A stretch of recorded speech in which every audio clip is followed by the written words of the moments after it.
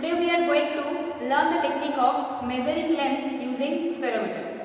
As you know, previously we learned the technique of measuring length using slide caliper and screw gauge. But in this today video we will discuss how to measure the length using spherometer. So every experiment starts with the aim. So here the aim says to determine the radius of curvature of a spherical surface by a spherometer. The spherical surface can be convex or concave. Okay. So what are the apparatus that we need to perform the experiment? We need spherometer, the given specimen that can be curved glass, plain glass or base plate, and ordinary scale. So now let us first understand what is meant by radius of curvature.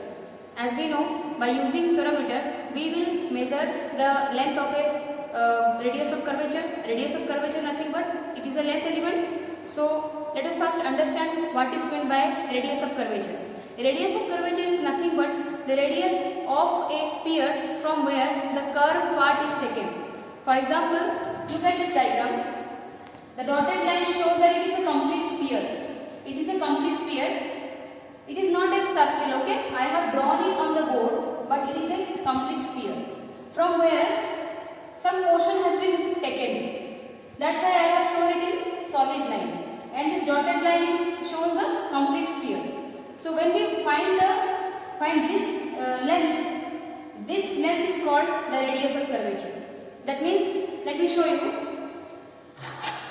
Curved surface means something like this will given to you. Something like this will given to you. If you completely draw the sphere, the radius from the center to its surface will give you the radius of curvature. Okay. So by using a spherometer, we will find the value of the radius of curvature. So here I have shown the 3D diagram of spherometer. Let me show you the various parts of the spherometer. This one is called the circular scale. This is a circular scale. Some divisions are also shown in the circular scale. Okay. This is screw head. We will hold the screw head and we will rotate the circular scale. By holding the screw head, we can rotate the circular scale either in clockwise direction or in anti-clockwise direction. These are the three fixed legs. These are three fixed legs. Why it is fixed? Because you cannot change the distance between them. But this one is called the central leg or the middle screw. So this is the central leg or middle screw, but this is not fixed. It can move upward, it can move downward because this screw is attached to this screw head. This middle screw is attached to the screw head. When you will rotate this screw head either in clockwise or in anti-clockwise direction, this central leg will also go upward or downward. Okay. And this is the linear scale. Some divisions are also shown in the linear scale. You can see. So this is the whole diagram of a spherometer. Okay. So to do the measurement, it is very important to know the pitch and least count of an instrument. So as we know that we have a circular scale and we have a linear scale that is given in the spherometer. So we need to know what is pitch and how to find the pitch and what is the value of the pitch. Similarly, what is least count, how to find least count and what is the value of the least count. So here the formula is very similar to the screw gauge as we already discussed about it. The formula for pitch and least count is very similar to screw gauge. That is, pitch is given by the distance moved by the screw head in 10 complete rotation divided by 10, and that will be expressed in centimeter. Similarly, in case of least count, it will be given by pitch by number of division on the circular scale.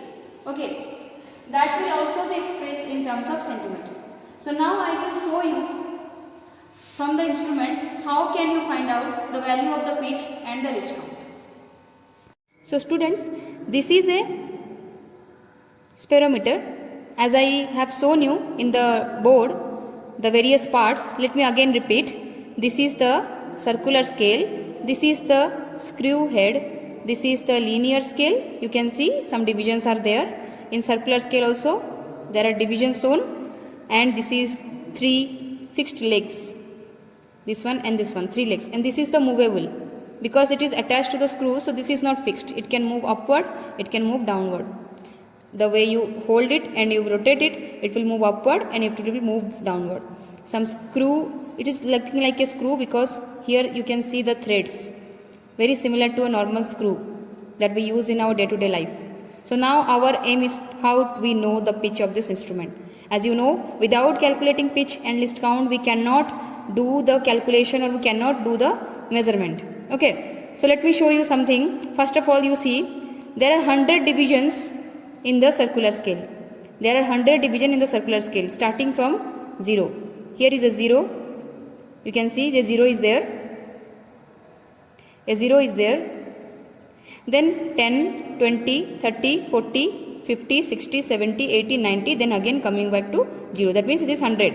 So there are 100 division in the circular scale. The instrument we have shown to you having 100 division on the circular scale. Similarly, look at the linear scale. The linear scale has also a 0 in the middle, and above it a 5 and 10, and below it 5 and 10 is there. So why this is given like this? Why the center is in the 0? Because this will move upward. This may move upward or may move downward depending upon the curved surface we use. If we use convex surface, then it will move upward. If we will use concave surface, it will move downward. So accordingly, this has been given in order to make the measurement in both upward and downward direction. Okay, so total 20 divisions are there in the linear scale. Okay, and here 100 divisions are there in the circular scale. So yeah, now you can see this is a curved surface given to you, which is a part of a sphere and whose radius of curvature we want to find. So as I told you about the concave and convex surface, this one is called the convex surface. If some surface is above from the base, this is convex, and if there is some depth, this is called concave portion. This is the concave part, this is the convex part of the curved surface given to you. Okay, so now we will find the pitch of this instrument. How we will find the pitch? As per the definition, it is the distance moved by the screw head in 10 complete rotation by 10. There in that formula 10 complete rotation is given, that's why they divided by 10. But I will show you a simple understanding. By doing one complete rotation also you can find the pitch, because if you find for 10 complete rotation and divide it with 10, simply if you find for one complete rotation also, it will give you the pitch. So what I will do, I will do one complete rotation either in clockwise or in anti-clockwise direction, and I have to divide with 1. So dividing it 1 means nothing but simply it is equivalent to simply finding the distance covered in the linear scale after rotating this circular scale. So when you will rotate this circular scale, you can see when I rotate this, it is going down, down, covering some digits in the linear scale. Similarly, if I will rotate in opposite direction, it is coming up, up, up, and covering some distance in the linear direction. So it is your wish in which direction you want to do, but you have to do one complete rotation. You can also do for 10 complete rotation and divide it with 10. It is your wish. You can also do for 4 complete rotation and divide it with 4 or 5 or 6. It is up to you. The definition is not hard and fast that you have to do 10 complete rotation. You can also do for 1. If you do for 1, you don't have to divide with 1, because dividing by 1 is nothing but simply find the distance covered in the linear scale for 1 complete rotation. Okay. So see, suppose I want to do for suppose I am keeping this in the 0 line. First you have to check whether any error is there or not. You see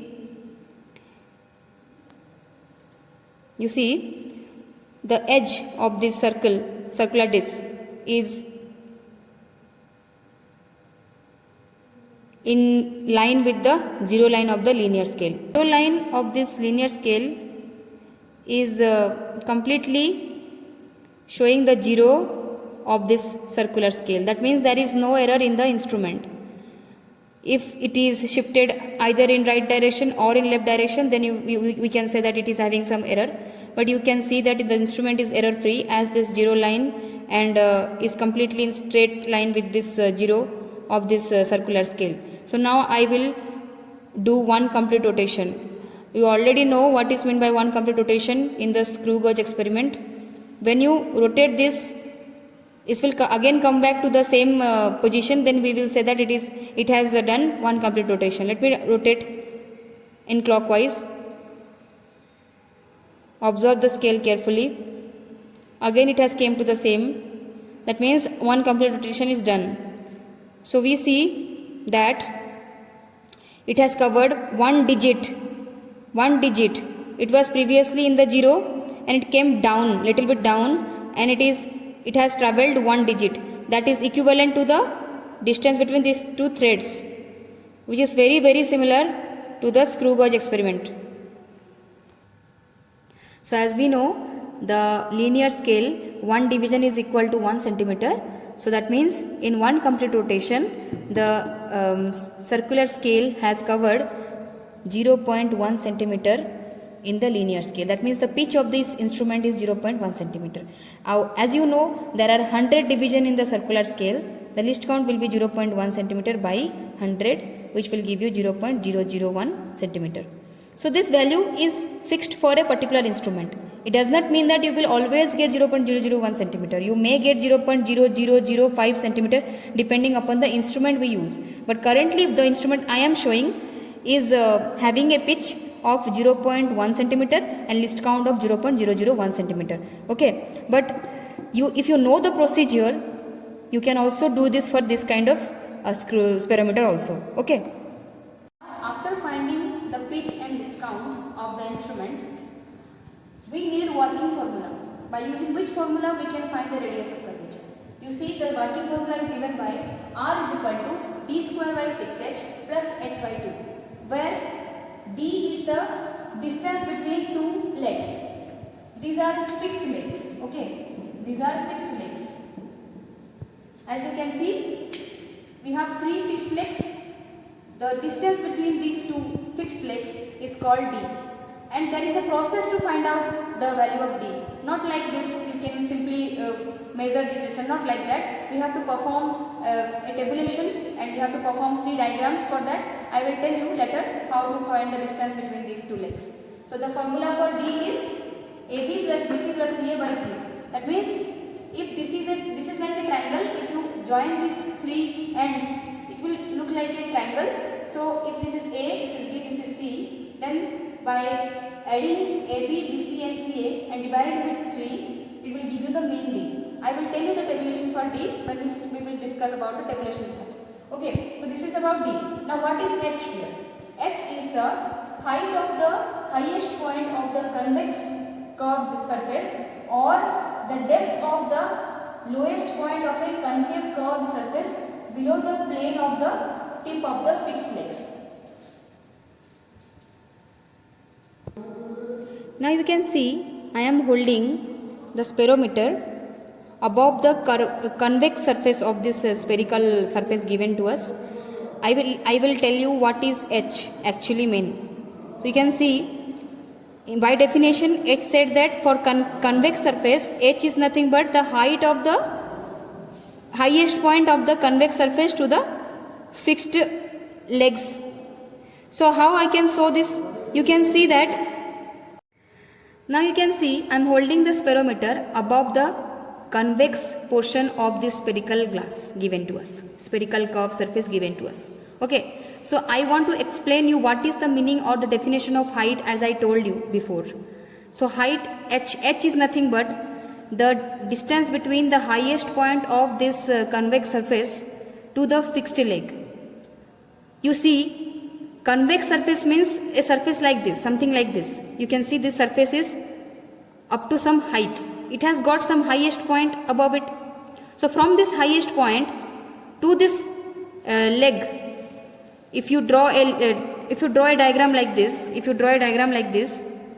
you can see this middle leg or the central leg is little bit above, because this is curve and these fixed legs are little bit down. So when you will draw a straight line and you will just find this height, this will give you the h. You can see these legs are little bit lower and this is the highest point. That one definitely it will going to be little bit upward. When you will join these two legs or from here to here, this length will give you the h. The third fixed leg I have not shown. It is behind this central leg, but that is not our point now. We only want to know what is the value of h. What is h here? So this is the geometrical way I have shown you. Similarly, for concave surface, if you put like this is a concave surface. In case of convex surface, there is a depth. The maximum depth is at the center. So when we will move this, it will go and touch the surface. Definitely this central leg will be little bit lower as compared to this side fixed legs, which you can see in this figure. You can see the central leg is little bit lower because this is the highest depth of this concave surface and these are little bit above it. So when you will this point, draw a straight line from this fixed leg to the center, and you will also draw a straight line from the center. This height will give you h. Similarly here it is h. So I hope from this geometrical diagram it is clear that what is h here. Okay. So students, we understood what is the meaning of d and what is the meaning of h. Now it is important to calculate the value of h and d. So for that we need tabulation, because we cannot find the value of r directly. As you know, the formula for radius of curvature is nothing but r is equal to d square by 6h plus h by 2. So here you need to calculate the value of h and the value of d, then only you will be able to find the value of r. You can see table 1 is the tabulation for d and this table 2 is for the tabulation for h of convex surface, and this is a tabulation for h of concave surface. So there are two types of h we have to calculate, one for convex surface, another one for concave surface. So I will tell you about it. Let me first explain you what is the tabulation for d. This is the simplest one. We have to do simple tabulation for d because in case of d, what you have to do is, to calculate the value of d, what you have to do, you have to take a plain paper and you have to put it on the table. Then you have to take the spirometer. As you know, there are 3 fixed legs and they are pointed. So when you will take the spirometer and you will press on the paper, you have to press 3 times because we need 3 observation. Once you have to press here, then again one place here, then here. Like that, after doing this, you will get 3 points because you see this is pointed. So you will get 3 vertex of a triangle. Then you will take a ordinary scale, normal ordinary scale, and you will join the points. Then you will get a figure like this. A figure like this you will get. This is first figure, this is second figure, this is third figure. Okay. So you can see, first you have to press it on the paper. After pressing, you will get 3 points. Then you have to with the help of ordinary scale, you have to join them. Then you have to name it as figure A, figure B and figure C. So this is almost like a triangle. So this is a triangle. Then we have to calculate the length of these sides. You can see, let me explain you about tabulation. These are the number of observation.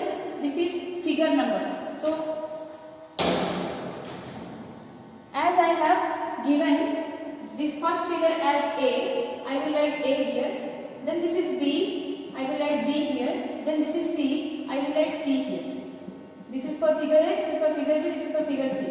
So in figure A, there is AB, then BC, then CA. Similarly in figure B also, there is AB, BC, CA. Similarly in case of C also. So here you see, I have written then AB, then BC, then CA. So for 3 figures, we have 3 observations.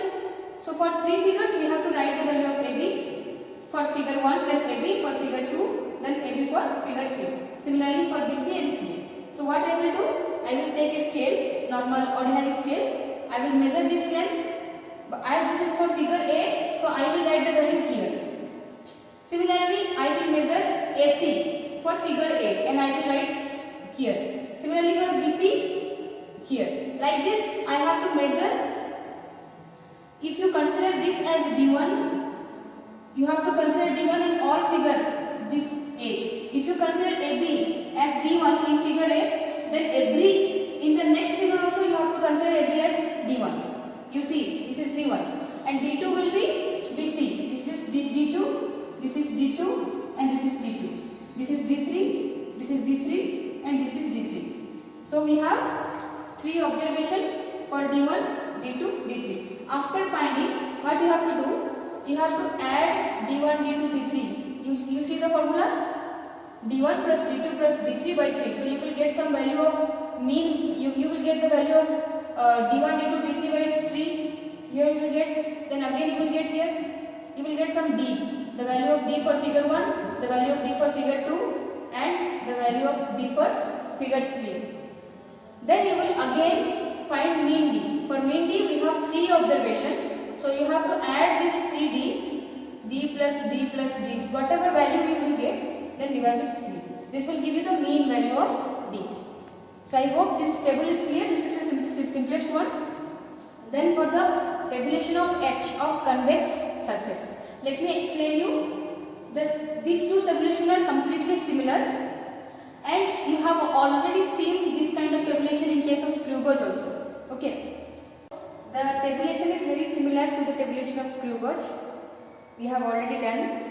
So you already know what is the meaning of ICSR. It is initial circular scale coincidence or initial circular scale reading. Similarly, number of complete rotation, you understood what is the meaning of number of complete rotation. When you have a circular scale, if the initial reading was 20 and you rotate it for 360 degree and you again come back to 20, that will tell you the one complete rotation. Okay. Similarly, FCSR, the final circular scale reading, that is denoted by F. Then the extra division I and the difference between I and F, the extra division. Then pitch scale reading, that is pitch into number of complete rotation. Then circular scale reading, that is least count into difference extra division. Then the H is nothing but pitch scale reading plus circular scale reading. Then the mean value of H. So the rule for finding difference between IF is same as in case of screw gauge. You can see I have written a note here. If you see the initial reading is greater than final, you have to take the difference as I minus F. And for I is less than F, you have to add number of division to I, then you have to subtract from F. Here N is the total number of division on circular scale. Okay. So you have to perform the tabulation for H for 2 times. One for convex surface, one for concave surface. Why? Because you see, if you consider a spherical watermelon is a solid sphere. Why it is solid? Because inside the watermelon there is no air present or there is no vacuum is present. But if you consider a spherical football, inside football there is some air. That means it is a hollow sphere. Hollow sphere, if you take a hollow sphere and you will cut a part of it, you will get something like this, a spherical surface that I have shown you during the apparatus required process. So that I have shown you during the apparatus, I have taken a spherical surface which is having some thickness. So as it is having some thickness, so if you want to calculate the radius of curvature for concave surface, this is the concave surface. So this value will give you the radius of curvature of concave surface. The radius of curvature of concave surface. Similarly, if you want to know what is the radius of curvature for convex surface, you have to calculate this value. This is the radius of curvature of convex surface. Okay.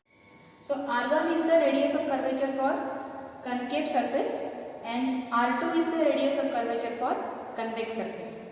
So I will show you the method how you can find the value of H for convex and concave surface. So I hope you understand the tabulation. The tabulation is very completely similar. Whatever I have written here, I have written the same thing. Okay. Now let us move to the how we will perform. Let us move and how we will perform the experiment. Let us understand. Now let me show you how to take the how to measure the initial circular scale reading and final circular scale reading and number of complete rotation with the help of this instrument called spirometer. You see, this is the spherical surface whose radius of curvature we want to find out. Okay, so let me tell you first for the convex part. For convex mirror, for convex surface, you see this is the convex surface. So I need to find the radius of curvature of this convex surface. So what I have to do, I have to take this little bit above, then I have to put this above this convex surface. This you don't have to disturb this, you have to put this steadily, then you have to slowly rotate the screw head such that it will come and touch the surface of the convex spherical glass. So slowly you have to rotate. You can see that an image is appearing, a small image. You can see the image of this tip is showing on the. So when you will see that these two will touch, slightly touch, then you have to stop and you have to take the initial reading. Or you can also follow another method. You can simply take a small piece of paper and you have to insert. If there is no, whether to check whether any gap is, some gap is there. So I will again, now you can see the paper is not going and also the image touches.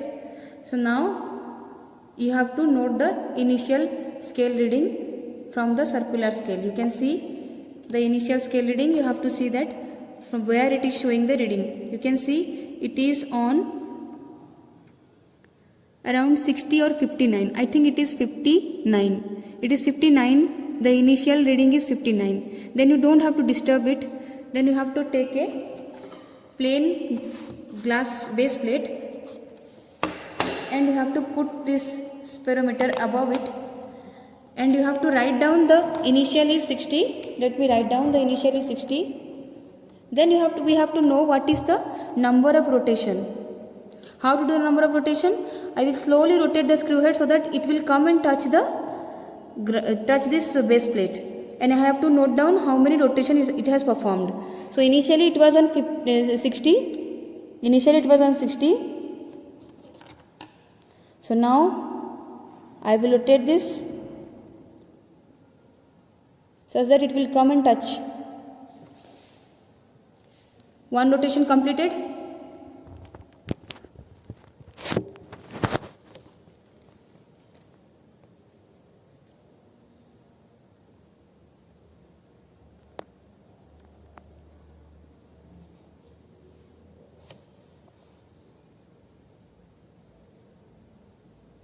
Now 2 rotation completed and it has touched the base plate. That means my capital N is 2. And now I will see the final reading. What is the final reading of the? You can see the final reading is around. It is around 2 or I think it is on 2. It is on 2. Okay. So the final is 2. So now, if the initial reading is greater than the final reading, we will simply subtract I minus F. In case if I is less than F, you have to add the number of divisions, that is 100, and then you have to subtract. But in this case, our I is greater than F, so we will simply write it is 58. After doing this, you have to find PSR, pitch scale reading. You know the value of pitch. The pitch is nothing but 0.1 centimeter for this instrument, and least count is 0.001 centimeter. So you have to multiply this 0.1 with n. N is 2. So 0.1 into 2 will give you 0.2. Then again LC will be this difference into 0.001. So if you multiply 58 into 0.001, you will get 0.058. Okay, so this is the value of CSR. Then after doing this, you have to add them. H will be PSR plus CSR. You will add these two value and you will write it here. Then you have to take 10 observations. This is the first observation I have shown. You have to do this, repeat this experiment 10 times. Then you will get 10 values of H here. You will get 10 values. Then you have to add all the values of H up to 10 values, then divide with 10, because 10 observation we have taken. So this is for convex surface. If you want to know for concave surface, the procedure is similar. The only slight change you have to do is first you have to put the spirometer on this glass plate such that this will go and touch it. Okay, you have to put here and take the initial reading. You know how to take the initial reading. You will see this line, which line is coming in with the edge of this linear scale. So you will simply rotate it till it touch this base plate and you will take the initial. After doing that, you will simply lift it up. Then you will take this concave portion. This is the concave surface. You have to put it above it, and then you will hold it steadily and you will rotate it. While rotating, you will also see how many complete rotation it is making. Not the half rotation is if any half rotation is there, you will not count that. Only complete rotation you have to count. And then after rotation, it will go and touch. You can see there is some gap. Now you can see some gap is here.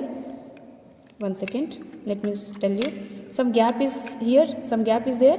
So when you will rotate this, it will go and touch the depth of this spherical concave surface. When it will touch, it will give you the final reading. Okay, so the only difference is for convex. Let me again repeat. For convex, first put it on this, take the initial, then take the final on base plate. But for concave surface, you have to take the initial on this, then you have to take the final on this. This is the tabulation for convex and concave. So after finding H, we have already calculated what is the value of D. Then we will do the calculation. In calculation, you know the value of H for convex surface and also you know the value of H for concave surface. Make sure that everything is expressed in centimeter, because our least count and pitch are expressed in centimeter. So after knowing that, you will find the radius of curvature for concave and then convex individually. First you have to find, if you want to find for concave, you have to put the value of this H, and D is fixed for both, because for the instrument D is fixed. So you have to put the value of D and H, you will get for convex. Similarly, again for convex, you have to put the value of this H and D, then you have to calculate R. After this, you have to write the conclusion. The radius of curvature for the given spherical surface is found to be this much for concave and this much for convex.